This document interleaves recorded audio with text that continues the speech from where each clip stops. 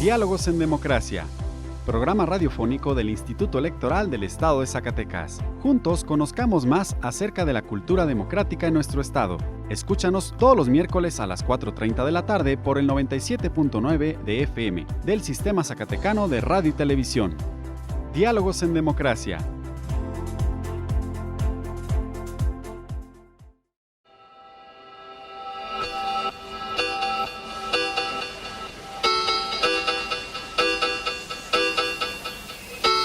Diálogos en Democracia.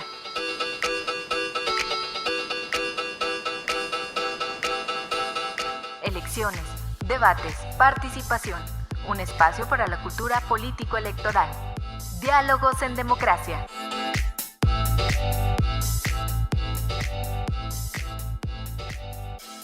Hola, muy buenas tardes. Bienvenidos a Diálogos en Democracia, programa radiofónico del Instituto Electoral del Estado de Zacatecas.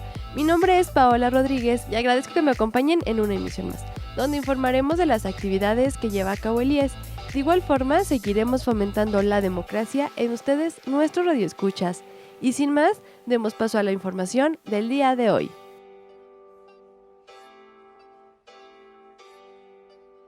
Diálogos en Democracia. Esta semana en la historia. Efemérides.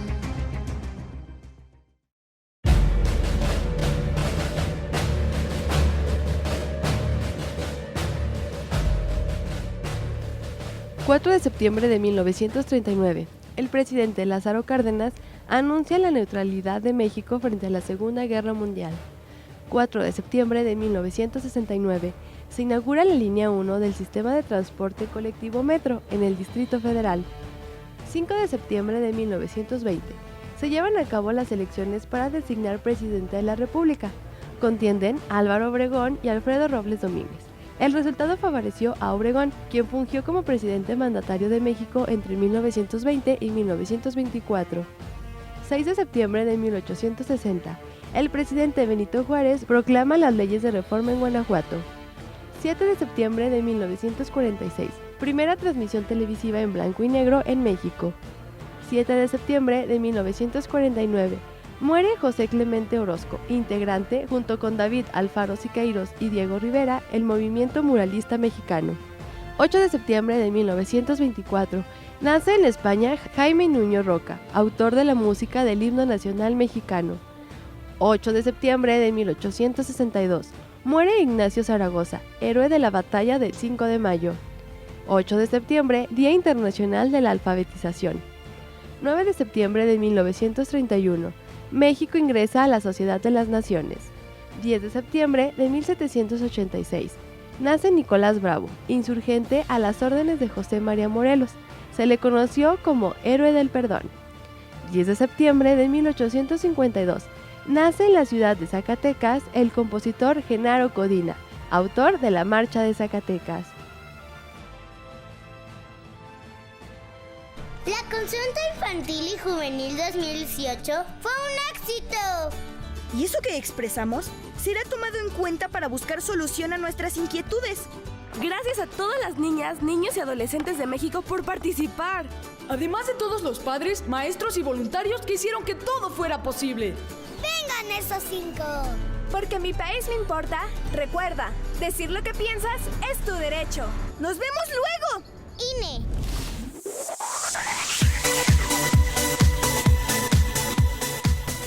Hoy te queremos recordar que el Instituto Electoral del Estado de Zacatecas cuenta con un canal oficial en YouTube, donde puedes acceder a materiales audiovisuales con temas político-electorales. Encuentra el enlace directo desde la página del IES, en la dirección www.ies.org.mx. En el canal podrás encontrar conferencias con temas como las candidaturas independientes. También puedes seguir en vivo la transmisión de las sesiones del Consejo General y consultarlas en YouTube. Acompáñanos y conoce nuestro canal IES TV. Diálogos en Democracia. ¿Sabías qué? Curiosidades, datos e información relevante de la materia electoral.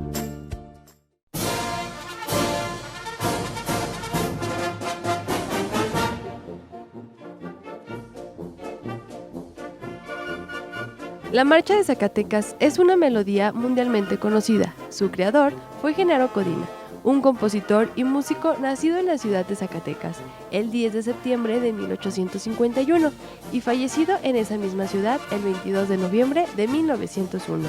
A pesar de no contar con preparación musical académica, Genaro Codina tenía un don melódico único, mismo que le llenaba de inspiración para componer, y aunque no tocaba el piano, sorprendía a los que lo escuchaban tocando el arpa.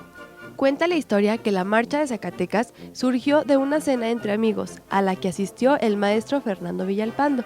En esta se propusieron, algunos historiadores dicen que fue un reto, componer una marcha que se llevara como nombre Zacatecas. Llegada cierta fecha la presentarían ante amigos y familiares, y la que más gustara se entregaría como obsequio al entonces gobernador del estado, el general Jesús Arechiga.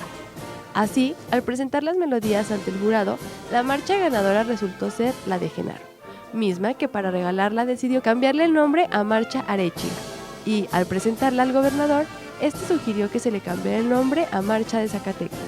Genaro Codina alcanzó la fama con esta melodía, pero no le fue suficiente en ese entonces, pues al fallecer el 22 de noviembre de 1901, la prensa no habló del suceso. Fue hasta 1932 que el ayuntamiento de la ciudad de Zacatecas colocó una placa en la casa en la que vivió y nombró esa calle como Genaro Codina. De la misma forma, el 31 de diciembre de 1957, el Honorable Congreso del Estado declaró por decreto que a partir del 1 de enero siguiente, el municipio y cabecera municipal de San José de la Isla llevaría el nombre de Genaro Codina en honor al músico zacatecano. Actualmente, los restos de Genaro Codina descansan en el mausoleo de los hombres distinguidos zacatecanos en el Panteón de la Purísima.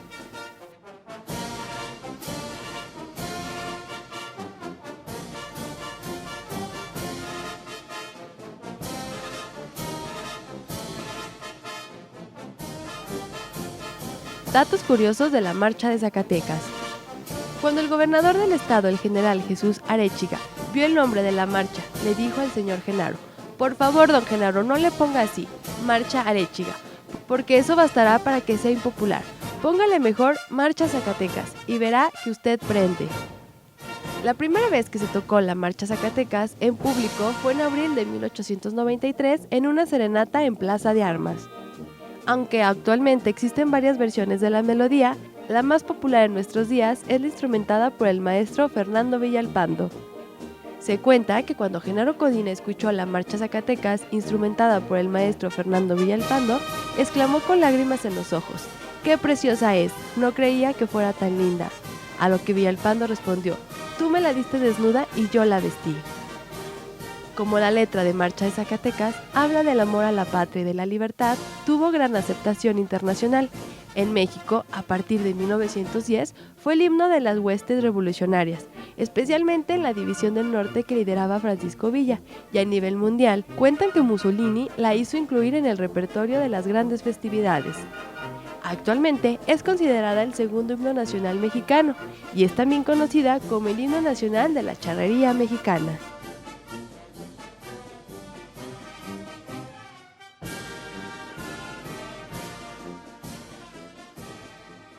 Diálogos en democracia. Conversando con personalidades del ámbito político-electoral.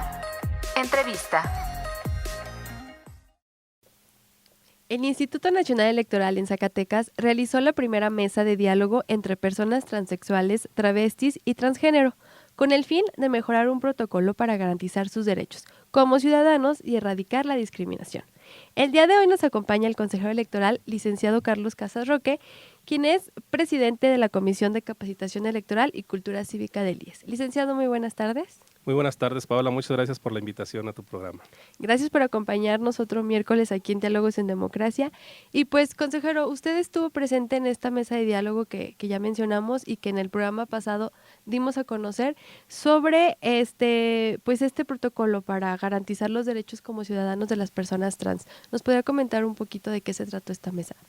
Así es, Paola. En días pasados estuve integrando esta mesa de diálogo Era una mesa única en donde acudimos diversas instituciones como el Instituto Nacional Electoral, el Instituto Electoral del Estado de Zacatecas, la Comisión de Derechos Humanos del Estado de Zacatecas, personal propio del Instituto Nacional Electoral como vocales del área de educación cívica y algunas otras instituciones interesadas en el tema. Esta mesa, bueno, es muy importante mencionar que también a esta mesa acudió representantes de esta comunidad, y no solamente de la comunidad trans, sino de toda la comunidad LGBT y TTT más. Es decir, acudieron también en representación de estas comunidades. ¿Y por qué? Porque se trata pues de una mesa muy importante precisamente para hacerle propuestas de mejora a este protocolo que fue aprobado por el Instituto Nacional Electoral en el mes de marzo de 2018, digamos 3 meses antes de la jornada electoral. Entonces, en esta mesa aprovechamos para escuchar a la comunidad LGBT, tanto a la LGBT como a la comunidad trans. Entonces, escuchamos sus necesidades, sus experiencias de cómo ir a ejercer el voto el día de la jornada electoral, si han sido objeto de algún tipo de discriminación al momento de ejercer su derecho tanto del voto y también, por qué no decirlo, de ser votado. Finalmente, el protocolo debe contemplar ambas partes, tanto el voto activo como el voto pasivo. Entonces, hicimos por ahí algunas propuestas de parte de nosotros, hicimos propuestas tanto a nivel institucional como a nivel el personal de tu servidor, que creo que pudieran mejorar este protocolo y pudieran garantizar el mejor derecho para las personas trans. Licenciado, nos comentaba que esto se implementó en la elección de 2018 aquí en el estado de Zacatecas. ¿El IES qué papel tomó o al día de hoy qué papel toma en este tema para erradicar la discriminación? Mira, una vez que fue aprobado por el INE, este protocolo se distribuyó a las instituciones electorales, obviamente dentro a las juntas locales y distritales del INE, pero también fue distribuido a los órganos públicos locales electorales. En este caso nos llega a nosotros este protocolo y se nos da instrucción primero para que en coordinación con las juntas ejecutivas del INE le demos difusión aquí en el estado. ¿Y qué es lo que nos pedía que difundiéramos? Bueno, pues que difundiéramos que las personas trans participaran como funcionarios de casilla, que participaran como observadores electorales, que participaran incluso como candidatos, que participaran obviamente ejerciendo su derecho al voto. Entonces de eso se trataba, de darles esa confianza de que sus derechos iban a ser respetados independientemente de que su apariencia no fuera como el género que se le asigna al nacer, ¿sí? Entonces se trataba de garantizarles este derecho. ¿Y cómo o qué es lo primero que nos pedía este protocolo y qué es lo que nos pedían las autoridades del INE? Pues que le diéramos difusión. Desafortunadamente, en lo personal, creo que no fue una difusión o no hubo una difusión adecuada y, por qué no decir, a lo mejor ni siquiera hubo una difusión, ¿sí? Yo sentí que no se estaba preparado en ese momento para que en tan corto tiempo pudiéramos meter en la conciencia de los ciudadanos esta nueva forma de votar, ¿sí? ¿Por qué? Porque no solamente era decirle a los ciudadanos de la comunidad trans, puedes ir a ejercer tu voto aunque no te parezcas el de la credencial, sino que también era decirle o cambiarle la instrucción que se les da todo el tiempo a los funcionarios de casilla. Si tú ves que el de la credencial no se parece a la persona que te lo está presentando, entonces no lo debes dejar votar. Esa es la instrucción que se les da, que se les ha dado siempre. Entonces, creo que no era a lo mejor un momento adecuado para que ya pudiera funcionar este protocolo en todo su esplendor, en todo la finalidad que trae consigo. En las mesas de diálogo mencionaban que el Estado de México fue el primero en implementar este protocolo en el 2015, en las elecciones de 2015. Ya no lo mencionaba, Zacatecas formó parte también en el 2018, pero como usted lo decía, creo que fueron poca la publicidad que se dio, más bien se dirigió a los capacitadores electorales para que capacitaran a los funcionarios y ellos hicieran el papel. Pero ¿hubo algunos resultados, se obtuvo algunos resultados de este protocolo en las elecciones pasadas de 2018 aquí en la entidad? Sí, mira, fue la Ciudad de México la primera que lo utilizó por ahí en el 2015. En este caso, lo que se hizo para decirle a los ciudadanos que se desempeñaron como funcionarios de casilla de cómo garantizar este derecho a las personas trans, lo que primero se ocurrió y creo que fue una buena medida y que funcionó en algunos momentos porque sí tenemos conocimiento de algunos casos particulares, es que se envió documentación o material didáctico a las casillas. Tenemos, por ejemplo, este cartel este cartel que se colocaba en un lugar visible en las casillas para decirle al ciudadano funcionario de casilla o a todas las personas que integraban una casilla, tanto a los funcionarios de casilla, a los representantes de partido, si en el momento había observadores electorales o para los propios ciudadanos que estaban formados, de decirles, esta va a ser la forma de votar sin discriminar a las personas trans. Si llega una persona trans, entonces vamos a respetarle su derecho a votar, aun y cuando no se parezca a la fotografía de la credencial para votar. Se les entregó para que lo colocaran en un lugar visible en la casilla, y al mismo tiempo había un tríptico también con información para los funcionarios de casilla. En este tríptico les daba las indicaciones a los funcionarios de casilla de cómo actuar en caso de que llegara una persona trans a solicitar su ejercicio al voto, ¿sí? ¿Y qué les dice este tríptico? Bueno, este tríptico les decía a los funcionarios de casilla, si una persona llega en su aspecto o su identidad de género sea mujer y te presente una credencial de hombre, entonces estamos ante una persona trans y deberías de dejarlo ejercer su voto. ¿Y qué indicaciones le daba? Bueno, tú, funcionario de casilla, no debes ir más allá y hacerles preguntas que atenten contra su nueva identidad o que puedan hacerlos sentir discriminados. Entonces, no tenían que investigar y decirle, oiga, ¿está seguro que usted es el de la foto? Oiga, ¿está seguro que es la misma persona porque acá es hombre y acá es mujer? O sea, ninguno de ese tipo de preguntas que generaran discriminación tendrían que hacerlas el funcionario de casilla. Lo que tendría que hacer es darle el derecho a votar sin ningún tipo de discriminación. Entonces, esto era lo que le indicaba a los funcionarios de casilla para ejercer ese derecho de los ciudadanos trans. Hubo algunas situaciones que se presentaron en las casillas. Afortunadamente no tuvimos ninguna consecuencia negativa, es decir, se ejerció ese derecho de manera libre a las personas trans. Lo que sí te puedo comentar también es una situación importante y que a lo mejor fue consecuencia de la poca difusión que dimos en ese momento para las elecciones del 18. Estaba integrando la mesa de diálogo una muchacha trans, se llama, si lo puedo decir, bueno, pues es mayor de edad, se llama Fernanda. Estaba ella integrando y nos contó su situación. Ella dice, al no saber yo que podía ejercer mi voto de esta manera, tuve que hacer lo contrario, o sea, tuve que quitarme mi nueva personalidad para poderme parecer un poco al de la fotografía y así ir a votar. Si yo tuve que hacer eso, porque yo no sabía que podía ir a ejercer mi derecho al voto con mi identidad de género, que es mujer. Entonces, son cosas que no debieron haberse dado porque ya estaba este protocolo, pero se dieron, fueron casos particulares. Y te puedo decir de otros casos que afortunadamente tuvimos, por ejemplo, en Guadalupe. También creo que por ahí como capacitador asistente estuvo una persona trans y que pues bueno, pues también ella apoyaba mucho a la difusión de este protocolo y de darlo a conocer ante la comunidad. Entonces sí tuvimos casos particulares, pero se resolvieron de manera positiva, ¿sí? Aparte de que el protocolo genera la seguridad de que estas personas siempre se les va a garantizar su derecho, ¿sí? Entonces se les dice a los funcionarios de casilla, no debes de negarle el derecho al voto a una persona trans porque ya no sea la misma identidad de su fotografía, ¿verdad? Entonces, incluso por ahí el protocolo establece una medida que a mí en lo personal, lo comento aquí porque lo comenté en la mesa, se me hizo de manera un poco radical, porque le decimos aquí al funcionario de casilla, ten cuidado, porque si tú no permites que una persona trans ejerza su derecho al voto, podrías estar cometiendo un delito electoral. Entonces, a mí eso me parece que obviamente es cierto, ¿sí? Y nosotros como instituciones tenemos que garantizar ese derecho independientemente de la apariencia. Exacto. Entonces, pero también me parece un poco drástico el decirle eso porque también lo podemos hacer en sentido contrario, pues también si un ciudadano deja votar a una persona cuya credencial no le corresponde, pues también es un delito electoral, ¿verdad?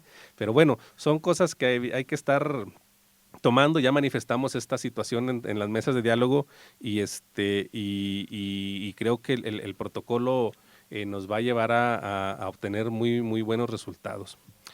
Ahora que están con la campaña de renovación de datos y de modificar cambiar tus datos si cambiaste de domicilio o renovar la credencial para votar, ellos también, pues se les invita a que renueven tanto mejor sus datos como su fotografía, ¿no? Para que en algún caso también no se dé este problema de que eso no es el de la credencial o se preste a algunas malinterpretaciones. Efectivamente, el Instituto Nacional Electoral ya tomó medidas en el asunto. Una vez que se aprueba este protocolo, y quiero decir que aprueban también protocolos para personas trans que sean trabajadores del Instituto Electoral, hace poco acaban de aprobar un acuerdo en ese sentido para evitar cualquier tipo de discriminación, y considerando que el propio INE desde el IFE tiene antecedentes de este tipo, hay por ahí muy conocido algún vocal que era un hombre que luego cambia de identidad, se hace mujer, pero él ya hizo toda su transformación al género femenino de todas las formas legales, ya es legalmente mujer. Entonces, desde entonces vienen esos antecedentes y el INE se ha estado preocupando por elaborar estos protocolos. Entonces, sobre esa pregunta de los actualizar datos en la credencial para votar, ya está permitido. Los módulos ya tienen la indicación, los módulos de atención ciudadana donde se llevan a cabo la credencialización, ya tienen en su manual operativo, en sus procesos operativos, el permitir estas actualizaciones. Entonces, y precisamente fue una de mis intervenciones en la mesa de diálogo que yo les comentaba, aprovechando que estaban ahí representantes de la comunidad LGBT y de la comunidad trans. Entonces yo les decía, o les comentaba que esto se trataba de una responsabilidad compartida. Nosotros, instituciones electorales, tenemos la obligación de garantizarles su derecho al voto activo y al voto pasivo, es decir, a votar y ser votados. Pero ustedes también, si los módulos ya permiten estas actualizaciones, bueno, pues ustedes de manera corresponsable también acudan al módulo, ¿sí? Si tu identidad de género es de mujer y tu credencial, si tú legalmente te sigues teniendo un nombre de hombre, un nombre masculino, entonces aún así tú puedes ir al módulo de atención ciudadana y decir, vengo a actualizar mi fotografía. Los datos siguen siendo los mismos, pero yo vengo a actualizar mi fotografía porque esta es mi nueva identidad de género. ¿sí? Muy bien. Y entonces ahí en el módulo le van a tomar su nueva fotografía, le van a dar su nueva credencial, aún y cuando tenga el nombre masculino, pero con la foto de mujer. No es ningún problema, ya está permitido que lo hagan esto, y yo les comentaba a ellos que habría que hacerlo. ¿Por qué? Porque esto nos evitaría muchas situaciones de tener que hacer nombramientos particulares para evitar cualquier discriminación o cualquier situación que se pudiera dar con los demás asistentes de la casilla. ¿Y a qué me refiero? Comúnmente, cuando un ciudadano llega a votar, el secretario de la casilla o el escrutador, quien determine el presidente, toma la credencial y hace un cantado en voz alta del nombre de la persona, ¿sí? Entonces, este protocolo lo que indica en ese momento es, bueno, si tú, funcionario de casilla, recibes una credencial cuya fotografía es de un hombre y te la está entregando una mujer, entonces es muy posible que estemos ante una persona trans, y ¿qué es lo que vamos a hacer para evitar esa discriminación o esa situación? Entonces, que únicamente vamos a mencionar los apellidos de la persona. ¿sí? Se nombran los apellidos de la persona sin decir el nombre, que es lo que identificaría si es hombre o mujer. Pues se nombran los puros apellidos y así es como se buscaría en la lista nominal. ¿sí? Esta particularidad se tiene que dar, pero que pudiera suceder incluso que no pudiéramos hacerlo porque a lo mejor hay más de una persona con los mismos apellidos y sí tendríamos que identificarla. Entonces, de una u otra forma, lo podemos evitar, la situación de que haya algún tipo de discriminación, pero de alguna manera también podemos no evitarlo, porque si hay más de dos personas con los mismos apellidos, vamos a tener que nombrarlo completamente. ¿sí? Y ya nos vamos a enfrentar a que a lo mejor algún representante de partido o algún ciudadano diga, es que ¿por qué lo vas a dejar votar si no es él? Va a brincar. Exactamente. Sí. Y entonces ahí tendríamos que acudir al tríptico del protocolo trans y decir, miren, se trata de esto y esto, hay estas indicaciones, es una persona que tenemos que ejercerle su derecho a votar igual que a ustedes. Entonces, mucho de esto lo evitaríamos si también ellos pudieran acudir a los módulos a actualizar su fotografía y ya no estaríamos ante ningún problema, simplemente estaríamos ante ver una fotografía de la persona que te está entregando la credencial con un nombre cuya identidad de género es distinta, pero que así están sus datos en la lista nominal y sin problema tendría que ejercer su derecho al voto sin que hubiera ninguna particularidad. ¿sí? Perfecto. Pues sí, consejero, esta información es pues muy buena tanto para las personas tan trans como para nosotros, porque así como usted lo mencionaba, como hay derechos también hay obligaciones y tanto ellos tienen que actualizar sus datos y nosotros si el día de mañana nos toca ser funcionarios en próximas elecciones, pues también estar familiarizados con el tema y saber qué hacer en ese momento. Creo que sí falta un poco de difusión en la elección pasada, pero creo que estamos en buen tiempo para empezar a hablar de este tema, darlo a conocer a nuestros radioescuchas y así irnos familiarizando, como le digo. Efectivamente, Paula, yo comentaba ahí que ahorita estamos los organismos electorales ante la aplicación de una medida afirmativa, ¿sí? Ante la garantía del ejercicio del voto y de ser votado de estas personas trans como una medida afirmativa. Pero, ¿cuál es la idea? Que pase de ser una medida afirmativa a algo que ya esté determinado legalmente, ¿sí? En cuanto a la equidad de género, hemos venido desde la parte de equidad hasta lograr la paridad. Y lo iniciamos primero como medidas afirmativas hasta que ya actualmente ya hay obligación de que todas las legislaciones locales ajusten su normativa a la paridad de género en cuanto a cuestiones electorales.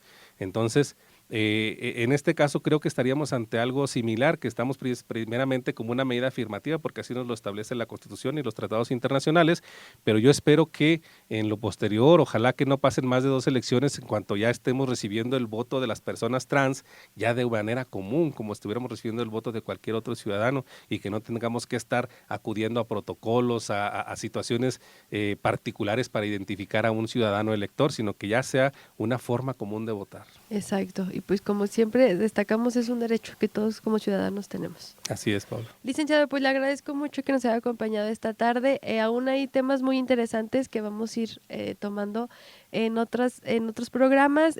Por lo pronto le agradezco mucho porque esta información pues nos sirve a todos. Muchas gracias, Paula. Gracias por la invitación y saludos a todo tu auditorio. Muchas gracias. Diálogos en Democracia.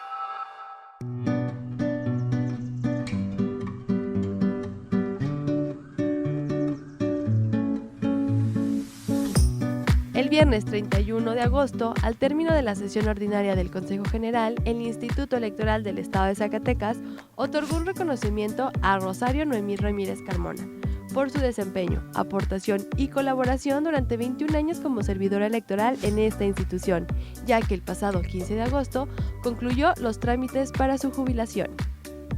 Personal de las Direcciones Ejecutivas de Sistemas Informáticos y de Capacitación Electoral y Cultura Cívica del Instituto Electoral del Estado de Zacatecas apoyaron en la realización de una elección escolar con urnas electrónicas a la preparatoria del Colegio del Centro, elección en la que participaron 270 jóvenes, 166 alumnas y 104 alumnos. La realización de esta actividad de divulgación permite seguir cumpliendo con el fin institucional del IES de contribuir al desarrollo de la vida democrática en el Estado.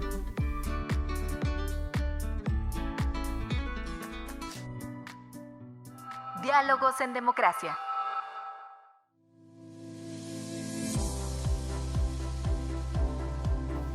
Estimados radioescuchas, agradecemos que nos hayan acompañado esta tarde y queremos invitarlos a que interactúen con nosotros a través de nuestras redes sociales. En Facebook nos pueden encontrar como Instituto Electoral del Estado de Zacatecas, en Twitter como @ISS y en nuestro canal de YouTube ISTV. Agradecemos a CISART y a su directora Teresa Velázquez por el apoyo para la difusión de este programa del Instituto Electoral del Estado de Zacatecas. Me despido de ustedes, muchas gracias y hasta la próxima.